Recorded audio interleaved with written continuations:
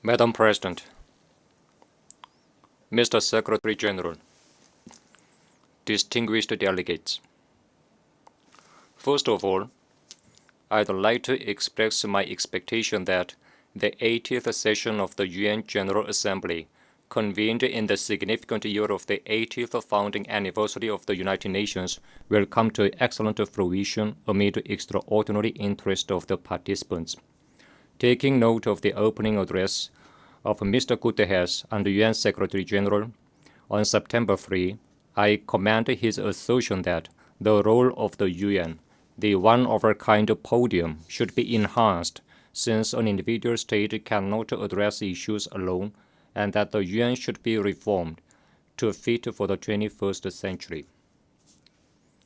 As reflected in the theme of the current session, Better Together, 80 years and more for peace, development, and human rights, we are now at a crucial watershed, where we all look back on the 80-year-long history of the United Nations and chart the future. 80 years ago from now, humankind adopted the UN Charter on the debris of the disastrous war, thereby laying a cornerstone for the contemporary international relations and establishing the most inclusive international organization, the United Nations. Since its foundation, the UN has made remarkable successes in various fields, including peace and security and socio-economic development, by accelerating decolonization worldwide and leading the codification of universal norms of international law. Despite many twists and turns, it is fortunate that a new world war has not broken out. It can be said to be a desired result of the main spirit of the UN Charter to save succeeding generations from the scourge of the World War, which twice has brought untold sorrow to mankind. We cannot underestimate the role that the UN played in promoting cooperation among nations in the socio-economic fields such as poverty eradication and fight against communicable diseases, and in propelling sustainable development at a global level. However, in the annals of the UN history, disgraceful pages are also recorded, where the title of the UN, overwhelmed by high-handedness and arbitrariness of the hegemonic forces, was abused in exerting pressure to deprive sovereign states of their legitimate right to normal development, quite contrary to the spirit of the Charter. We should not feel relieved nor congratulate ourselves on the non-occurrence of the World War III for the past 80 years. Instead, we should pay due attention to the fact that the inducible threat has persisted and is now becoming more serious. We should take measures accordingly. Madam President, the international community is now witnessing the most turbulent and violent world after World War II.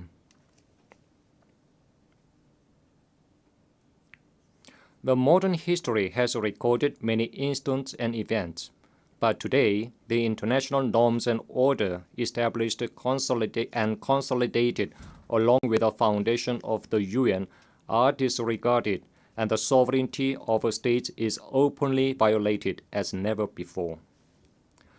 The indiscriminate tariff war vis-à-vis the entire world has plunged the global economy as a whole into the swamp of stagnation and instability. Even the 2030 Agenda for Sustainable Development, committed to eliminating inequality and poverty and ensuring human dignity worldwide, is denied for the reason that it does not meet the interest of an individual country. This is the stark reality.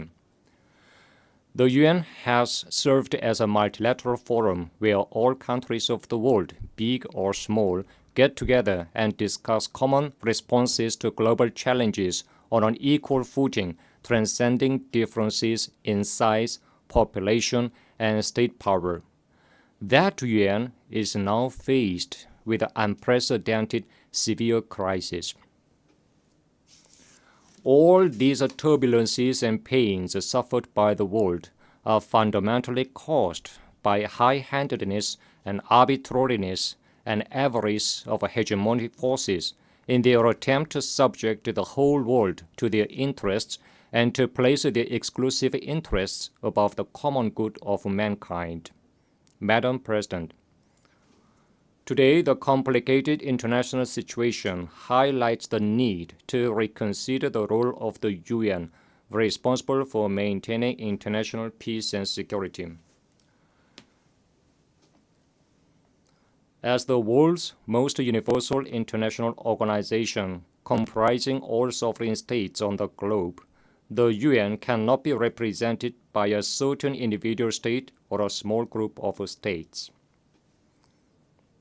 In particular, in order to prevent arbitrariness and high-handedness of specific forces, it is imperative to expand and strengthen the representation of developing countries that take up an absolute majority of the UN membership, and to correct the Western-led inappropriate structure in the Security Council entrusted with an important mandate of maintaining international peace and security. Only when the UN puts an end to the arbitrary, high-handed, biased, and double-dealing practices in all its activities and strictly adheres to the principles of sovereign equality, non-interference in internal affairs, impartiality, and objectivity, can it restore its image as an organization with the full qualifications and capacity for realizing the purposes of the Charter. Madam President, peace and security are long-cherished desire of humanity and the first agenda of the UN. Without peace and security, we can neither attain the SDGs nor think about a good future that ensures human dignity and prosperity. However, the present objective security situation of the Korean Peninsula is faced with serious challenges more than ever. The US-ROK US-Japan military exercises and the US-Japan ROK trilateral military cooperation system directly targeting the DPRK rapidly evolve into a more offensive and aggressive military bloc with a nuclear element content. Meanwhile, war exercises and military buildup against our state are breaking all the previous records in terms of scale, nature, frequency, and scope. Nowhere in the world can we find such a place as the Korean Peninsula, where the world's biggest nuclear weapon state and its allied forces conduct bilateral and multilateral war exercises all the year round, and even stage real war drills simulating the use of nukes targeting a sovereign state by mobilizing massive multinational combined forces and latest strategic assets. Even a few days before the current session begins, the US and its allied forces waged nuclear war drills such as Iron Mace and Freedom Edge, aimed at mastering the procedure and methods of nuclear attacks against the DPRK and the fait accompli scenario, thus extremely straining the situation on the Korean Peninsula. Yet, even in the face of the tremendous military threat directed against the DPRK and the dangerous security landscape, roaring guns of war are silenced, and peace and security are firmly safeguarded on the Korean Peninsula. This is an undeniable reality. Thanks to our state's enhanced physical war deterrent in direct proportion to the growing threat of aggression of the US and its allies, the will of the enemy state to provoke war is thoroughly contained, and the balance of power on the Korean Peninsula is ensured. In order to permanently maintain this state of balance, and ensure everlasting peace on the Korean Peninsula, we have stipulated nuclear in our Constitution as a sacred and absolute thing that can never be touched upon and tampered with. Imposition of denuclearization on the DPRK is tantamount to demanding it to surrender sovereignty and the right to existence and violate the Constitution. We will never give up sovereignty, abandon the right to existence, and violate the Constitution. Comrade Kim Jong-un, president of the State Affairs of the DPRK, made it clear at the 13th session of the 14th Supreme People's Assembly on September 21 that our party and the government would invariably and firmly safeguard, without the slightest vacillation, the Constitution of the DPRK and its basic law on the policy of nuclear forces, perpetuating the possession of nuclear weapons, and thoroughly guarantee the supreme interest of our state. The policy line of a Comrade President of the State Affairs represents our state law, and we will defend the state law without fear. We will never give up nuclear, which is our state law, national policy, and sovereign power, as well as the right to existence. Under any circumstances, we will never walk away from this position. Madam President, the DPRK is vigorously opening up the road to overall national prosperity on the basis of peace and security guaranteed by its powerful strength. Vigorous efforts are underway to further consolidate the driving force and potentials for development of a self-reliant national economy in the overall national economy, including industry and agriculture, and to meet the output target. As a result, the completion of the 5-year plan of national economic development set forth by the 8th Congress of the Workers' Party of Korea is definitely within reach. Notably, construction of 50,000 residential houses in Pyongyang is carried out without fail on an annual basis, well ahead of schedule.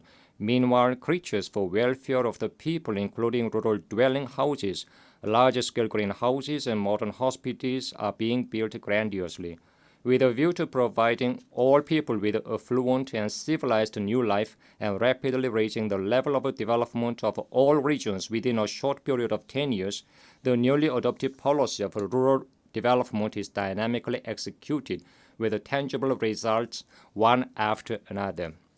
The DPRK is confidently following the road of its own choice without any fluctuation or vacillation, even under the political turmoil worldwide.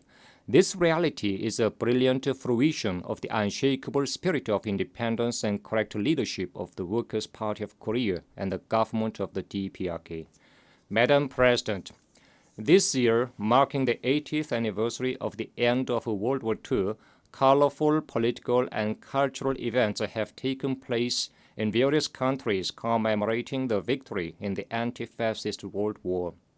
It is an expression of the rock-firm will of the righteous international community not to tolerate the attempts to deny the result of the anti-fascist World War and national liberation struggles achieved at a tremendous sacrifice. 8 years have passed since the end of World War II, yet genocide and crimes against humanity that can even overshadow Hitler are now openly committed in the Middle East, much to the consternation of the world.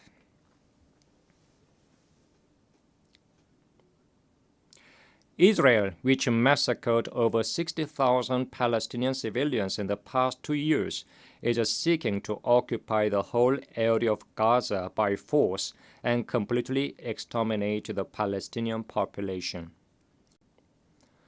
We strongly urge Israel to stop immediately crimes against humanity and withdraw from the Gaza Strip. Likewise, we fully support the establishment of an independent state of Palestine with East Jerusalem as its capital and Palestine's full-fledged membership of the UN. Madam President, independence, peace, and friendship are the invariable external policy ideals of the DPRK. The DPRK will, as in the past, so in the future, collaborate with all countries and nations that oppose and reject aggression, intervention, domination, and subjugation, and aspire after independence and justice, irrespective of differences in ideals and systems. The DPRK will promote multifaceted exchanges and cooperation with the countries that respect and take friendly approaches towards it. Thank you.